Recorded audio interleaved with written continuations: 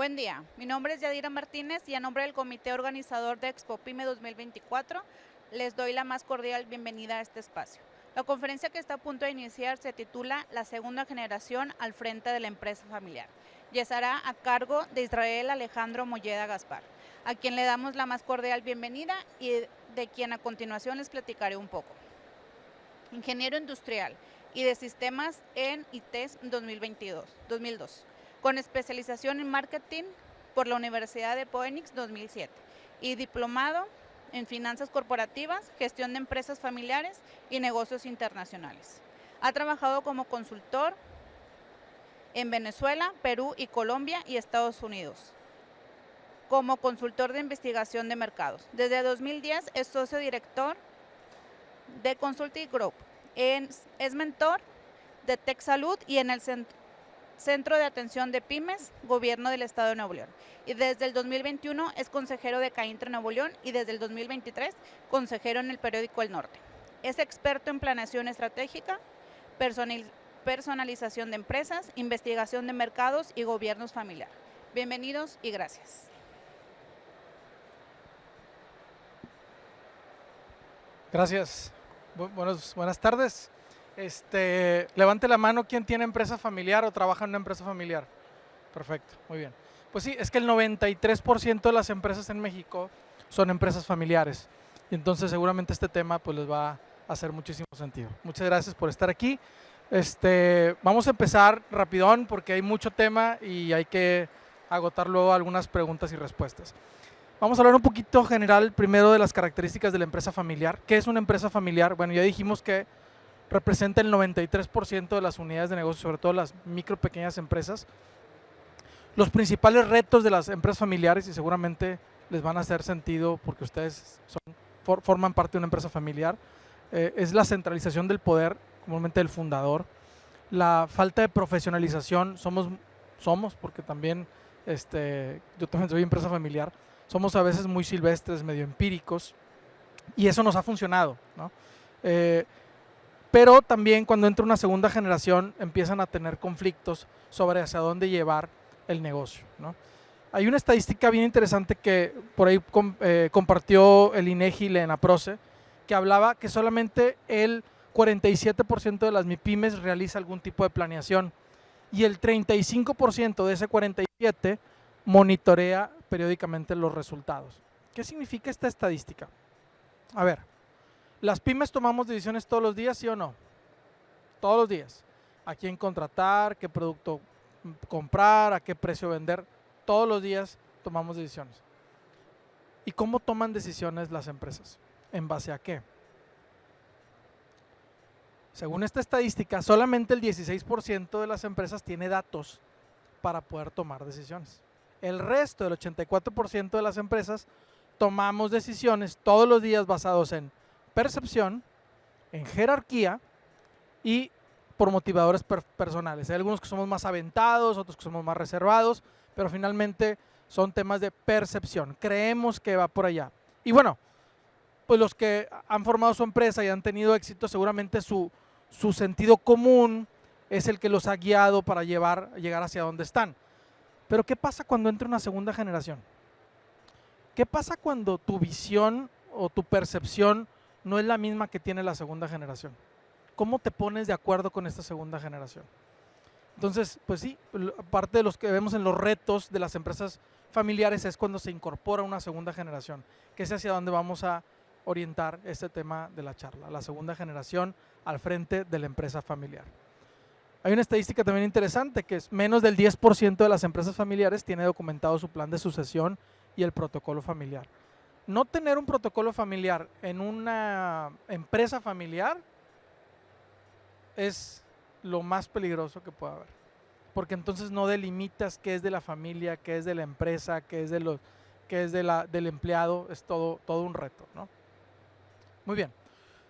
El cambio generacional. ¿Cómo se presenta el cambio generacional? Hay una estadística bien dura que nos dice que solamente el 30% de las empresas familiares sobrevive de una primera a una segunda generación. El 70% se queda en el camino. ¿Qué pasa de primera a segunda generación? Bueno, se incorporan los hijos, Los hijos comúnmente empiezan a buscar un poquito de más de profesionalización. Hoy en día las segundas generaciones tienden a estar un poquito más documentadas, con mejor preparación, y hay un choque de visión entre los fundadores, ¿no? Comúnmente la segunda generación sigue buscando que la dirección general sea una dirección familiar. De la segunda a la tercera generación sobreviven el 13%, el 13% del 100%, o sea, casi el 50% de los que pasaron a segunda sobreviven a la tercera generación. Entonces el reto está de primera a segunda. De segunda a tercera como que ya nos enrolamos un poquito con la profesionalización. Muchas empresas en tercera generación optan porque la dirección general ya no sea familiar. Mejor ya que sea un dirección externo para no meternos en broncas familiares, ¿no? Entonces ya cuando llegas de segunda a tercera ya brincaste algunos retos de profesionalización, que es en donde se estancan la mayoría de las empresas, ¿no? Y cuando decimos que se mueren el 70%, no es que ese 70% necesariamente el hijo se dedique a otra cosa, ¿no? Comúnmente lo que pasa es que la razón social no pasa a segunda generación porque el hijo no se entiende con el papá y dice, este está bien anticuado, no me pude entender con él y entonces voy a armar otra empresa de lo mismo, pero independientemente de mi papá, ¿no? Porque no me pude poner de acuerdo con la primera generación. Entonces se muere la razón social, pero a lo mejor la familia sigue operando con negocios relacionados al negocio original, ¿no? Y entonces vas creando hasta competidores en las nuevas generaciones. Muy bien. Ahora, vamos a entender un poquito este cambio generacional. O sea, ¿cómo nacen las empresas en la primera generación? ¿Qué es lo que buscan las empresas en la primera generación? Una primera generación, vamos a buscar que más o menos los fundadores de una empresa de primera generación andan en la edad entre 25 y 50 años. Comúnmente pues, son los padres, vamos a hablarlos como la primera generación. Ellos, su empresa es muy dinámica, es muy empírica, es muy sencilla, pero también es inestable. Y entonces esta primera generación aprende a surfear con las condiciones que el día a día te va poniendo. Están basados en el sacrificio, en la sobrevivencia, aspiran a tener un mejor estilo de vida, pero no tienen problema con un día de repente no comer, un día desvelarte, un día o varios días, ¿no? O sea, los fundadores, quienes hemos sido fundadores, nos ha tocado pues pedalearle desde abajo, ¿no? Lo que estamos buscando es crecer y sobrevivir. Esa es la primera generación. La segunda generación, estamos hablando que a lo mejor el fundador ya tiene 50 o 70 años, los hijos ya tienen unos 21, unos 30 años, están entrando en el negocio. Ellos lo que están buscando es crecer aceleradamente el negocio.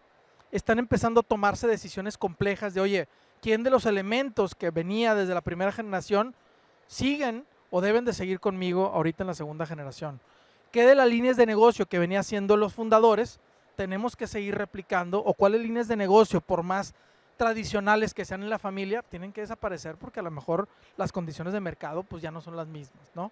Entonces tienen que empezar a tomar decisiones complejas. ¿Por qué? Porque ellos ahorita lo que están buscando, la segunda generación, es control, más estabilidad.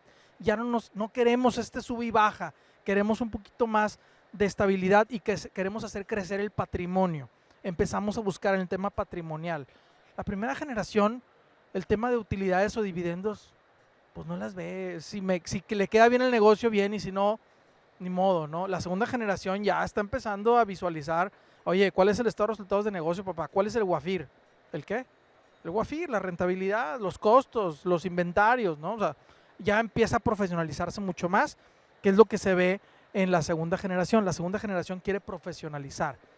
Nosotros nos dedicamos a consultoría en empresas familiares y 7 de cada 10 de nuestros clientes llegan porque el hijo es el que nos está buscando, no el fundador.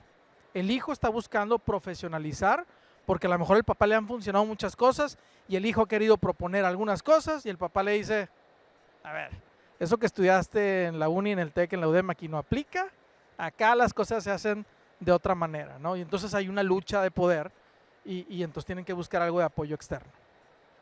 Y bueno, en la tercera generación ya estás hablando que el fundador tiene más de 70 años, comúnmente ya no está dentro de la operación, ya estamos hablando de que incluso la segunda generación ya tiene hijos, y entonces aquí los retos que están buscando esta tercera generación son más buscar la estabilidad, una dirección general externa, la diversificación y la multiplicación del patrimonio, y también poner muchos filtros de quién debe participar en la empresa y por qué. Entonces ya una tercera generación, una empresa que llega a tercera generación es muchísimo más estable, ¿no? Bueno, en teoría, nos ha tocado ver empresas de tercera generación que pues la industria en la que están es tan noble que les ha permitido llegar hasta allá sin profesionalización, pero son los casos excepcionales, ¿no? La mayoría de las empresas que llegan a tercera generación es porque hicieron las cosas bien en la segunda generación. Ahora, vamos a centrarnos en la primera y la segunda generación. ¿De qué se queja la primera generación de la segunda generación? ¿De qué se quejan los papás de sus hijos? ¿Quién de aquí es papá y quiere hablarnos de qué se quejan de los hijos de la segunda generación? Yo soy el papá y él es mi hijo. Principalmente desde mi punto de vista, de los motivadores de los dueños.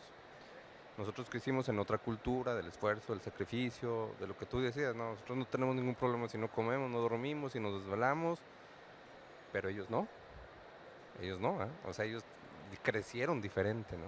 Entonces ahí es donde hay un choque cultural, ¿no? Excelente. ¿Y de qué se queja la segunda generación de la primera generación?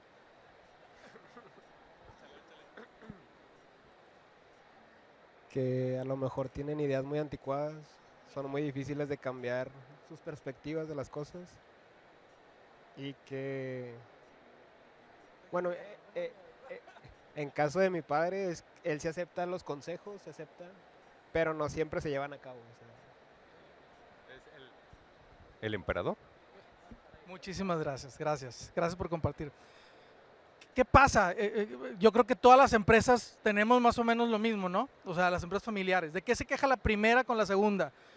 Es que no se quieren esforzar, es que yo hacía más cosas con menos cosas, es que no quieren hacerse responsables, no se quieren subir al barco, no se ponen la camiseta, la generación de cristal, lo que proponen aquí no aplica. Este negocio se maneja de forma diferente, ¿no?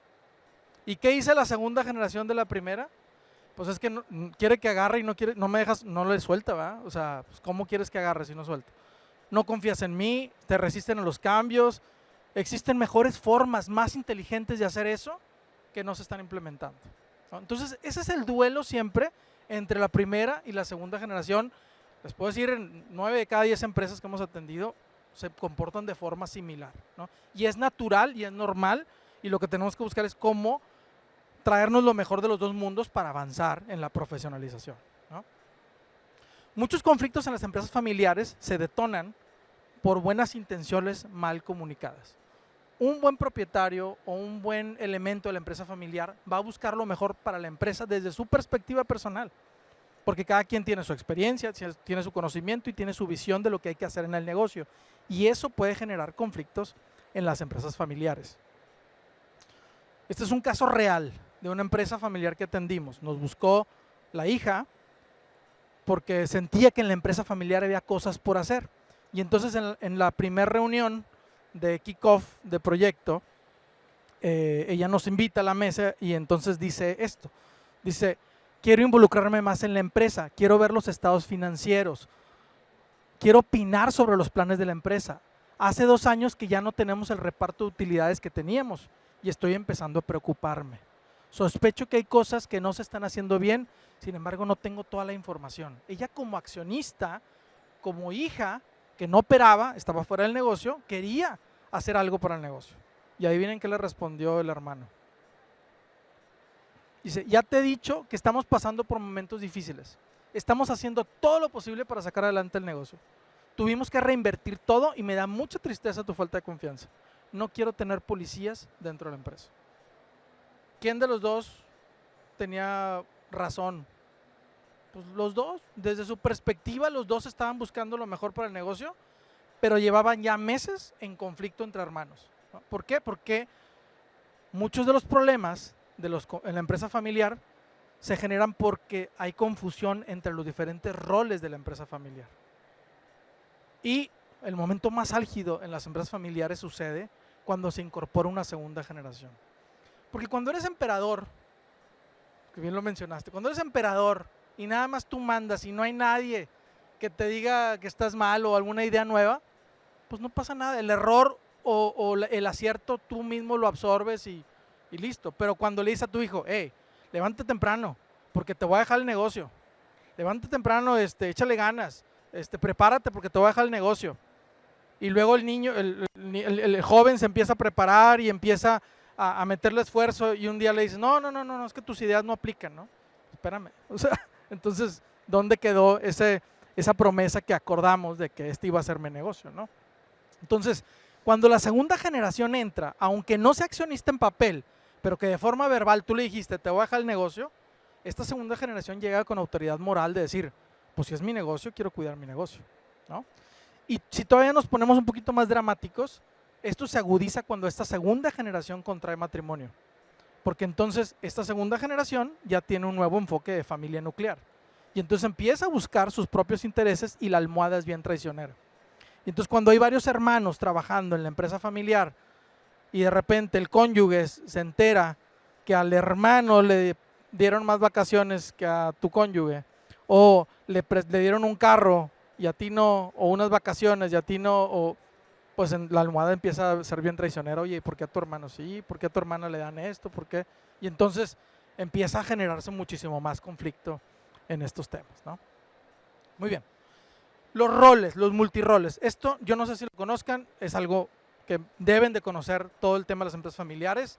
Si no lo saben, esto es básico en el tema de empresas familiares, tómenle foto o algo. Esto se llama los multiroles de la empresa familiar. Levante la mano, ¿quiénes ya lo habían visto?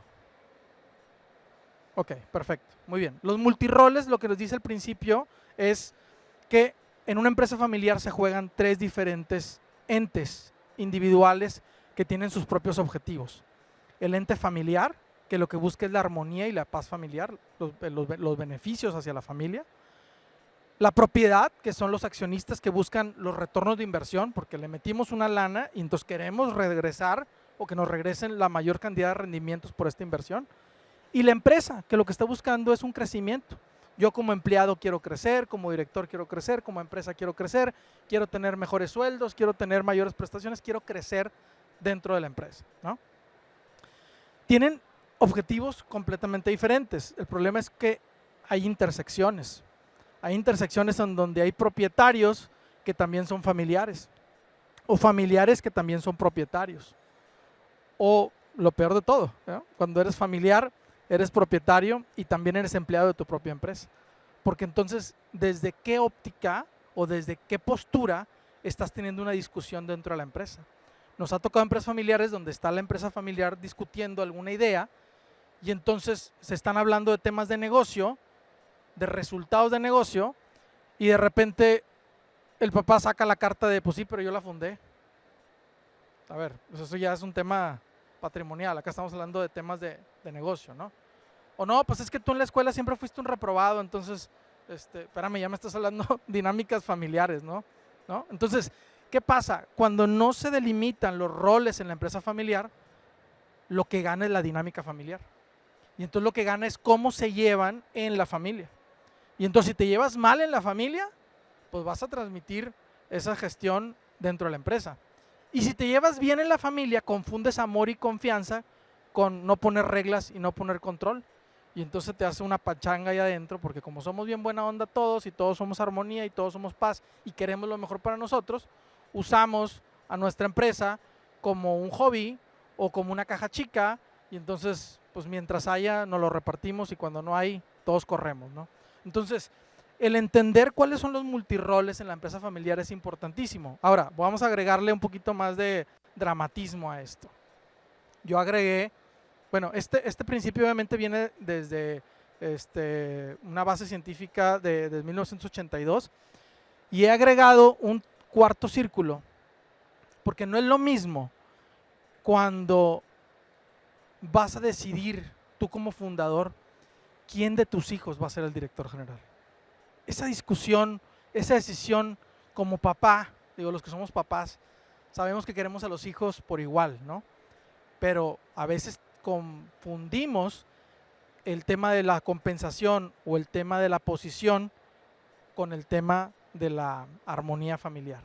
Y entonces, el que un papá tenga que decidir quién de sus hijos va a ser el director general es todo un reto para el papá. El que los hijos tienen que ver quién de ellos va a ser el director general, también es un reto para ellos, porque se empiezan a mover posiciones dentro de la familia, porque tienen mucha injerencia en la parte familiar, ¿no? Entonces, un fundador consciente que empieza a trabajar el proceso de selección la sufre, porque tiene que someterse a ciertos filtros, no puede ser tan fácil, ¿no? Y lo peor que nos ha tocado en empresas en donde el fundador dice, no, yo no me meto, hay que se pongan de acuerdo mis hijos, y eso es peor, porque entonces no dejaste acordado cuál era el proceso de selección de quién iba a ser el sucesor dentro de la empresa familiar. Entonces, la parte de dirección le agrega un ingrediente bien interesante, y aquí lo que ponemos en la columna que dice órgano es que cada intersección tiene su propio tratamiento. La única que no tiene tratamiento es la parte de la familia. Nosotros como consultores de empresas familiares, yo no me puedo meter a decirte a ti cómo te lleves dentro de tu familia. Tú eres autónomo de decir cómo te vas a manejar en tu familia. Si eres autoritario, si eres compasivo, si eres permisivo, si le haces caso a todo lo que te dice tu mujer. O sea, eso es la regla familiar. No hay nada dentro del tema de gobernanza familiar que marque eso. Pero donde empieza a haber controles es el tema de la propiedad. Hay un órgano que regula la propiedad que se llama Asamblea de Accionistas. Y ahí se establecen los estatutos de participación accionaria. Cuando nada más eres accionista, cuando eres propietario. Eso significa familiares, la primera, familiares no propietarios y no empleados. La segunda, propietarios no familiares, no empleados. Tenemos la Asamblea de Accionistas nada más, con eso tenemos. Empleados no propietarios y no familiares, pues tienes un organigrama. Funciones, perfiles, compensación, tabulación, evaluación, lo que es para cualquier empresa. Pero cuando eres familiar propietario, ya metes dos elementos, ¿no? Soy familiar y soy propietario. Ya no me rijo nada más por el organigrama, ni tampoco me rijo por la parte accionaria de Asamblea de Accionistas. Ahí tenemos que empezar a meter algunos elementos como consejo de familia. El consejo de familia mide la relación entre la familia y la propiedad. Eso se le llama consejo de familia. Cuando eres propietario, pero también eres empleado, pero no eres familiar, lo que te rige, lo que puedes poner ahí es el consejo de administración. Los consejos de administración sirven, por ejemplo, para velar por los intereses de los accionistas, y si tú eres propietario, pero también eres director de la empresa, pues puedes poner un consejo de administración para que los otros accionistas sientan que hay evaluación sobre el que quedó como director general, ¿no? Cuando eres familiar o eres familia, eres empleado, pero no eres propietario, te funciona muy bien el protocolo familiar. El protocolo familiar establece la regla de juego entre la empresa y la familia. El tema de sueldos, el tema de vacaciones, el tema de permisos, el tema de incluso reservas hacia la familia, beneficios, colegiaturas, todo eso se ve en la parte de protocolo familiar, ¿no?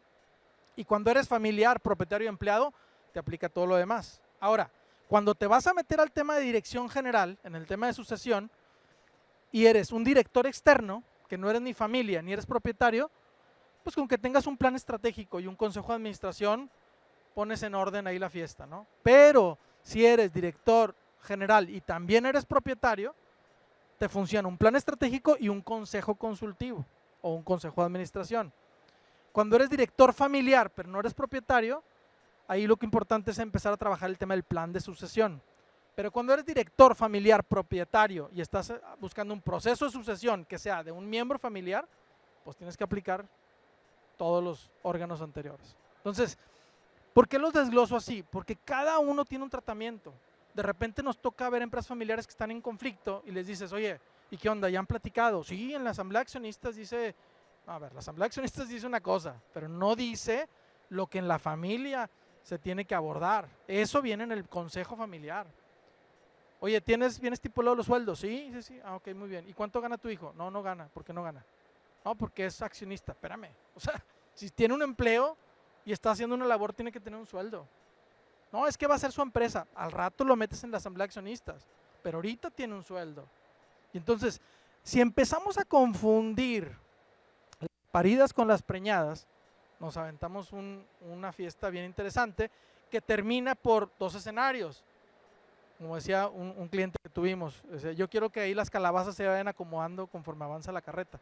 En algunos de los casos se acomodan las cosas, pero en muchos de los casos terminan por llegar a las estadísticas del 70%, en donde el 70% de las empresas no pasa a una segunda generación, ¿no? Muy bien. ¿Sí le tomaron foto? Entonces aquí ya hay 11 intersecciones y cada intersección tiene su propio tratamiento.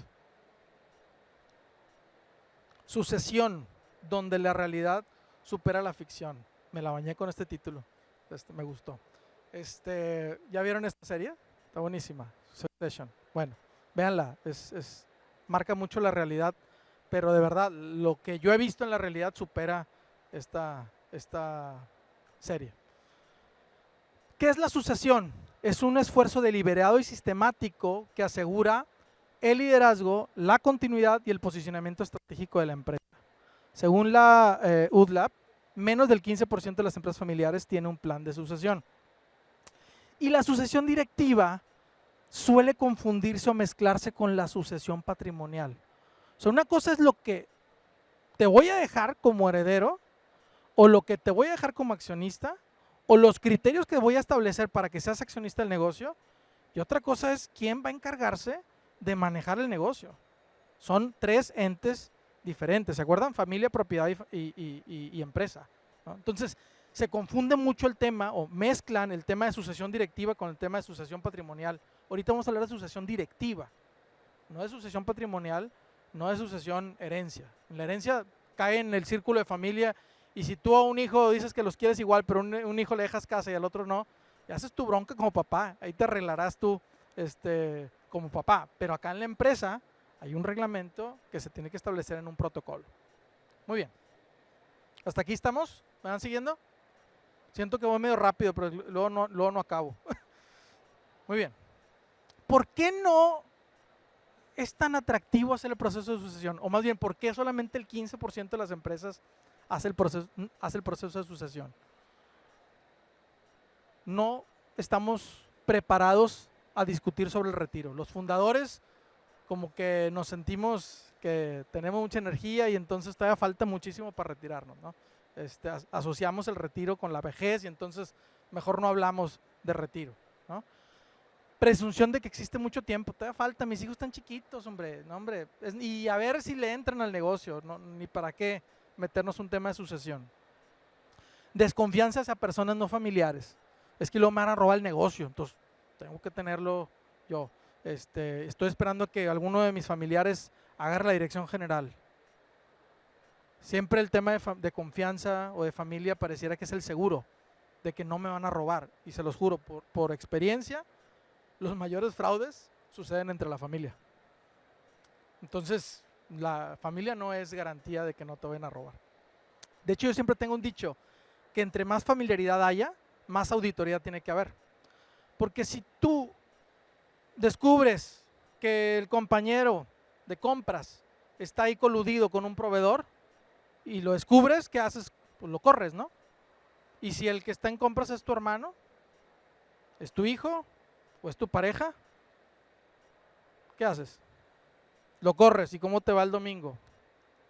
¿Cómo te va con el cónyuge?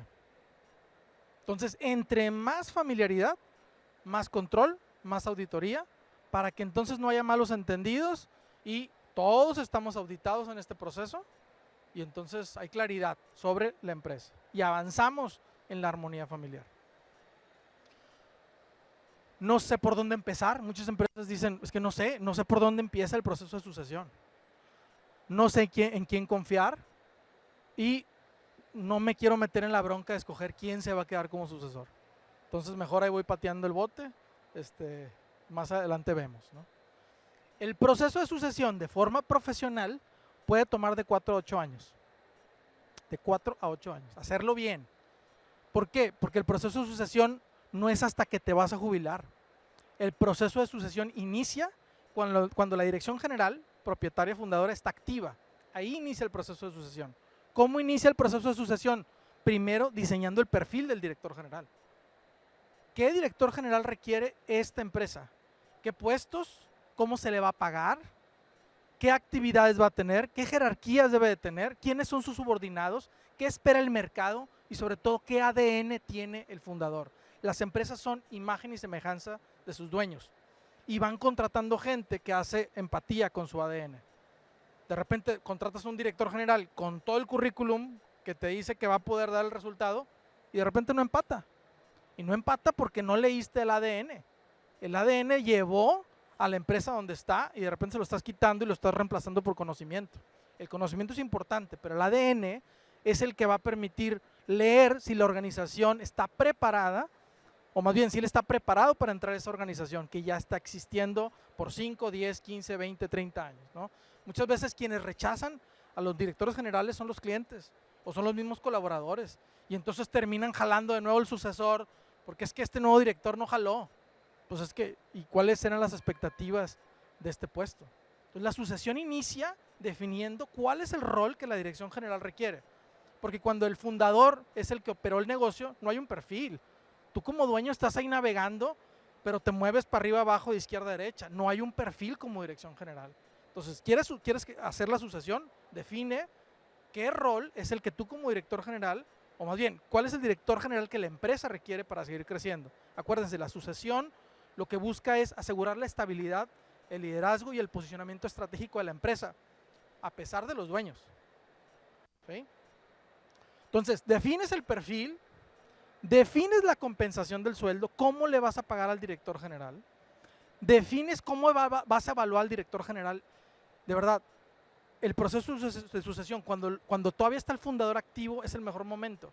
Porque entonces, siendo propietario, puedes hacer ejercicio de rendición de cuentas, puedes crear un consejo consultivo y puedes decir, bueno, y si no estuviera yo, ¿cómo me medirías? ¿Cómo me pagarías? ¿Qué me exigirías? Y te vas preparando para que alguien pueda agarrar ese puesto, ¿no? Luego empiezas a hacer una preselección, pues entre familiares si hay, o entre no familiares si no tienes. Y empieza ya una vez que identificas al mejor candidato, empieza la negociación. Y en esta negociación, parte de la metodología del proceso de sucesión dice que una vez que seleccionas al sucesor, el sucesor debe trabajar al menos 4 años fuera de la empresa. Entonces, imagínate, si uno de ellos es tu hijo, pues tienes que decirle, vete a buscar chamba durante 4 años, porque si no se va a buscar a la industria chamba, va a replicar lo único que ha visto en la organización. Entonces tiene que ir a la industria, tiene que ver mejores prácticas, tiene que ir a someterse a un proceso de rendición de cuentas fuera de la familia y después regresar al proceso. Nos tocó una empresa familiar que precisamente estaba hablando con el director general y me dijo, no hombre, yo a los 50 me quiero retirar. Le dije, perfecto, te quedan 6 años, hay que iniciar hoy el proceso. Pero yo ya sé quién va a ser. ¿Ah, sí? Sí, mi hermano Jaime, él es el que ha estado conmigo desde hace 25 años. Ah, muy bien. Oye, pues es que tiene que ir a buscar chamba. Jaime, no hombre, nadie le va a dar chamba a Jaime. De director general, no hombre. Le dije, ¿y tú sí le vas a dar chamba? O sea, ¿tú le vas a dar chamba a tu hermano en una empresa que factura 500 millones de pesos? ¿A él le vas a dejar la responsabilidad del patrimonio tuyo, de tus hermanos y de tus hijos? ¿De verdad ese es tu criterio de selección? O sea, siendo frío, tú tienes que pensar que un proceso de sucesión debe estar preparado para que sea manejado por un externo. Y entonces, si la familia empata, perfecto.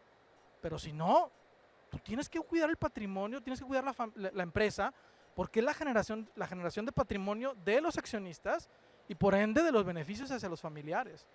Entonces, la sucesión de la dirección general es un proceso súper, súper importante en la continuidad de la empresa y a veces lo dejamos a que, bueno, pues hasta que se muera o hasta que se enferme o hasta que es como sucede realmente la sucesión, ¿no? Nos ha tocado ver empresas en donde fallece el fundador y no dejó ni los tokens, ni las claves, ni nada y el negocio se acaba en nada.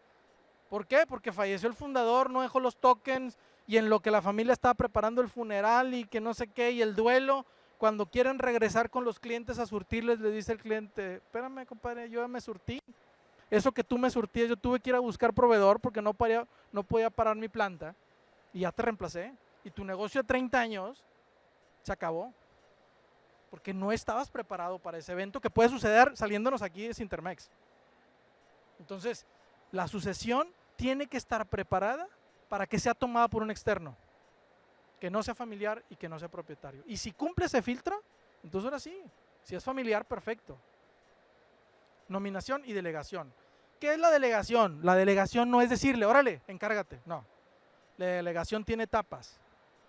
La delegación requiere autonomía, evaluación y compañía.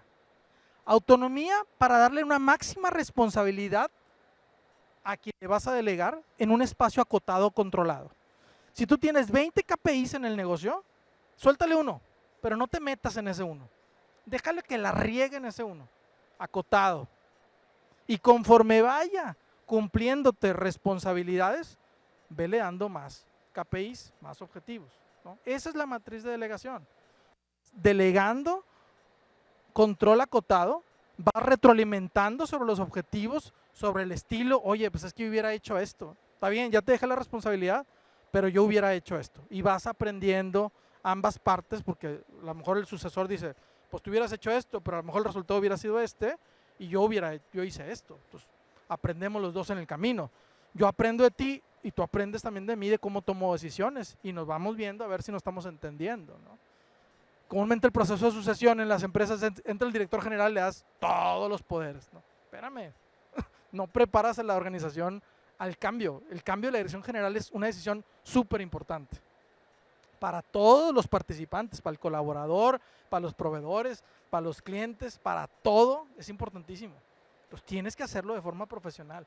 Por eso hablamos de 4 años o 8. Esa escalerita que vieron no es de la noche a la mañana, se tiene que hacer de forma profesional. Y el acompañamiento. Comúnmente se espera que ya una vez que el sucesor pasó por todos los filtros, se tiene que acompañar al menos 1 año en una codirección, en donde los dos son directores y entonces ya finalmente se entrega el proceso. Entonces, ese es el proceso de sucesión como tal. Muy bien. Voy a cerrar con 3 frases en el tema de profesionalización y sucesión. Las necesidades familiares, los estilos de vida, crecen más rápido que la capacidad de cobertura por la empresa familiar. Nos acostumbramos bien rápido y bien fácil a lo bueno. Y queremos más, y queremos más. Y de repente el hijo ve lo que tiene el hermano, y el cónyuge, la cónyuge ve lo que tiene la otra, y la bolsa, y la ropa, y las vacaciones, y las necesidades crecen más rápido que lo que la empresa puede cubrir. Entonces, una empresa familiar con profesionalización es bien difícil de vencer. Nos toca ver empresas familiares que se meten en un proceso de profesionalización y con la resiliencia que tienen y con la unión y con el liderazgo, no las paras. Pero una sin profesionalización, simplemente con buenas intenciones, termina por meterse el pie, porque atropellan el proceso de los 3 círculos. Y a los hijos se les heredan oportunidades y preparación. No se les hereda sueños, miedos y frustraciones. Muchas veces los fundadores dicen, es que yo quiero que mi hijo esté frente a mi otro hijo y que juntos estén trabajando. No la forces, dale la oportunidad, dale la preparación, pero no lo obligues. A veces como papás estamos inconscientemente creándole frustraciones a nuestros hijos, porque al rato este va a ser tu negocio, y el hijo quería ser artista, y el hijo quería ser pintor, y ahí anda estudiando carreras para tratar de empatar con los sueños, miedos y frustraciones. Es que, hijo, si te vas de empleado te va a ir mal. Aquí es donde te va a ir bien, aquí te van a pagar bien. Ya le estás poniendo sueños, miedos y frustraciones. Dale la oportunidad, prepáralo, pero no puedes forzar el proceso. Y eso no lo hace ni menos hijo, ni a ti menos padre, ni menos accionista. La gestión, la dirección de la empresa familiar es independiente de los otros 3 círculos. Y por último, algo que hemos observado en estos ya casi 14 años que tenemos atendiendo empresas familiares, hemos identificado ciertas características que hacen a una empresa familiar profesional exitosa. Y estas características las quisimos anotar en 10 puntitos como para que se las lleven a manera de checklist y que digan, ¿lo hago o no lo hago? ¿No? Hagan una autorreflexión de estos 10 puntos. Sean bien honestos, no se vale decir, no, si tomo decisiones basadas en información y no hay ni Exceles, ¿verdad?, para generar data. Entonces, sean bien honestos de este autodiagnóstico. De verdad, una empresa familiar que se profesionaliza está preparada para la institucionalización.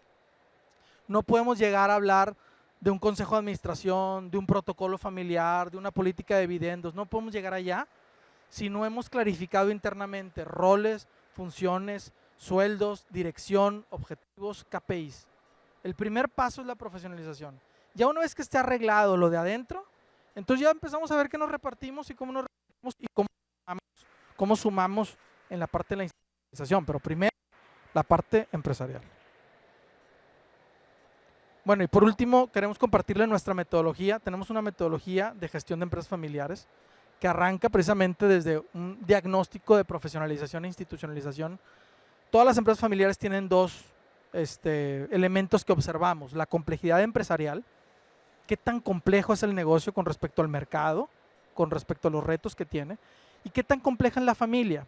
Porque no les podemos dar un proceso de consultoría genérico a las empresas familiares. Hay empresas que dicen, oye, pues yo estoy solo y mis hijos quiero que al rato le hereden, pero todavía tienen 12 años. La complejidad familiar ahí es diferente a que si me dices, oye, ya metí a mis hijos, ya están casados, se me están peleando mis nueras o mis yernos y ya están trabajando incluso familiares indirectos dentro del negocio, ¿no? Entonces el reto ahí ya es diferente. Entonces, si tú le metes mucha estructura a una empresa familiar, más estructura la que requiere la vuelves burocrática y lenta. Y si le metes menos estructura, pues puede haber riesgos de ruptura en cualquier momento. Entonces tenemos que identificar muy bien en qué nivel se encuentra la empresa familiar. Independientemente del nivel, lo primero que tenemos que hacer es poner en orden la parte interna del negocio, que es la profesionalización y el monitoreo táctico, empezar a generar data, para que la data sea la que nos ayude a tomar decisiones. Si tú llegas a una reunión y dices, oye, yo creo que es por acá, ya estamos mal.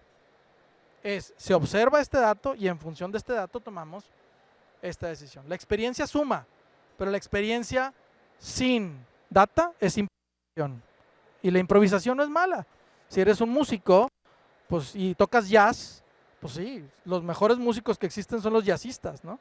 Dile que replique una pieza al jazzista, está improvisando, tiene demasiado talento. Entonces, pues sí, por eso los jazzistas son de 3 elementos, ¿no? No de 500 o 600 empleados, ¿no? Entonces la improvisación sin medición, perdón, la experiencia sin medición es improvisación. Entonces súmale la medición para que entonces realmente te profesionalices. Entonces medimos, vamos definiendo estructura, funciones, perfiles de puestos, sueldos. La gran pregunta, oye, entonces ¿cuánto debo de ganar? ¿Cuáles son tus responsabilidades dentro de la organización? ¿Y cuánto le pagarías a alguien que no sea familiar ni accionista por hacer esto? No, pues le pagaría 30,000 pesos. Ah, muy bien. ¿Y tú cuánto ganas? 200,000 pesos. Pues tu sueldo es 20, 30. El resto te lo estás llevando como accionista. Entonces, aquí en tu bolsa de empleado van 30,000 pesos y en tu bolsa de accionista o familiar o de hijo o lo que sea, van 170,000 pesos para que complete tu estilo de vida de 200. Pero separando muy bien estos dos elementos, ¿no? Ya que logramos la profesionalización, nos vamos a un tema de alineación estratégica, que es la planeación estratégica. Hemos visto que los ejercicios de planeación estratégica suman lo mejor de los dos mundos, la experiencia de la primera generación, la creatividad y la formación de la segunda generación, y empezamos a crear círculos y foros de discusión, y donde toda la información la llevamos a matrices, a la matriz de perfil competitivo, matriz EFI, matriz F, matriz Porter, tratando de que toda la información que se tiene se lleve a papel y se empiecen a tomar decisiones de acuerdo a lo que se trabajó en consenso dentro de estas sesiones colaborativas. Y ya una vez que tenemos resuelto hacia dónde vamos a ir como empresa familiar, entonces ahora sí podemos empezar a hablar de institucionalización, de un consejo de administración, de un protocolo familiar. Pasa mucho que hay muchas empresas que dicen, no, es que en el consejo, estoy en la asamblea accionista y dice que soy miembro del 30% y pues nunca me han repartido dividendos. Ok, ¿y cuánto gana la empresa? No, la empresa no gana nada, está en ceros. Pues sí, está en ceros para el contador, ¿verdad?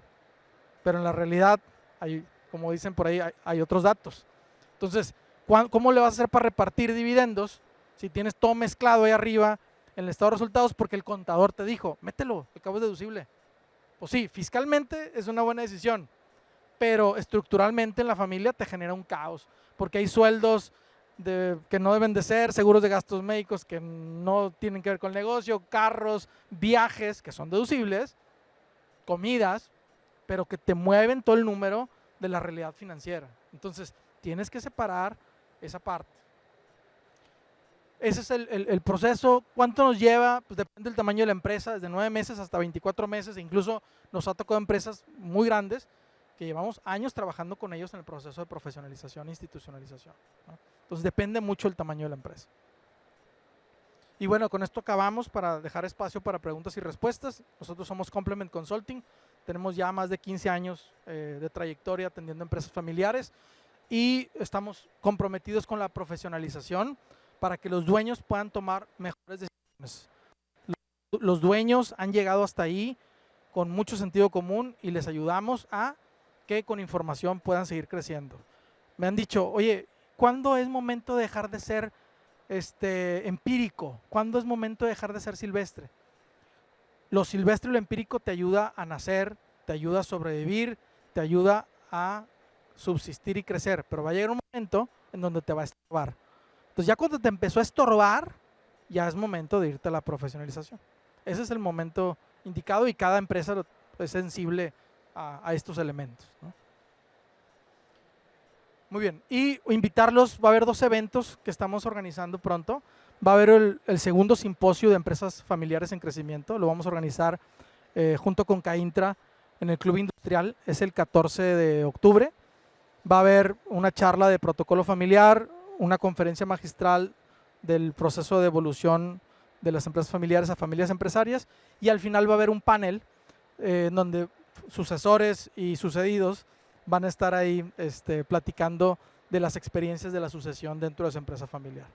Entonces los invitamos, se pueden registrar aquí con el QR, tiene costo, pero para miembros CAINTRA no tiene costo, nada más es con cupo limitado. Y también el próximo 20 de septiembre voy a tener un webinar de planeación estratégica para que conozcan la metodología de planeación estratégica aplicado a empresas familiares en crecimiento. Como quiera, cualquiera de los dos con el QR se pueden registrar y de mi parte es todo. Muchísimas gracias. ¿Hay espacio para preguntas? ¿Sí? ¿Alguien que quiera? Todavía tenemos unos minutitos. Oye, qué padre, me la aventé en buen tiempo. Siempre me tardo mucho. Sí, iba medio apresurado. ¿Preguntas? ¿Alguien que quiera compartir alguna pregunta para que nos sume valor a todos los que estamos acá? Digo, ya las preguntas en lo individual lo podemos hacer en el stand. Tenemos un stand ahí en el 408 y también todo mi equipo de consultoría trae ahorita párate, Hernando, trae por ahí un listoncito naranja. Todos ellos son parte del equipo de Complement, entonces cualquier duda que tengan o algo se pueden acercar con ellos. Muchísimas gracias. Si no hay dudas, gracias.